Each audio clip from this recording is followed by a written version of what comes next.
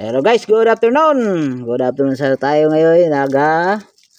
Pruning ng ating grapes. Ayan guys. Ayan na sila. Oh, ayan. Ilalagay natin sa ito baging. Yung plastic cups. Pero binutasan ito ilalim. Ayan guys.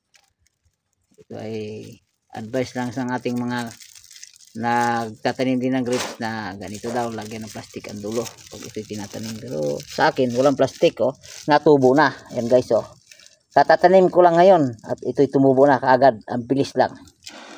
Ayan, kaya kayo magtanim na rin kayo. Ayan, oh. Marami yan, dalawang klaseng variety ito. Nakalimutan ko na ang pangalan nito, eh. Tanim na lang tayo ng grapes.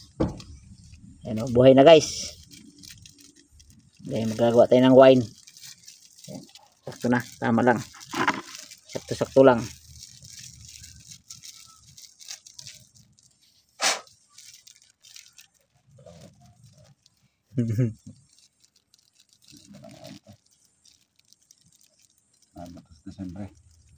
Siyempre ito, gulat ko, lalaki na nito.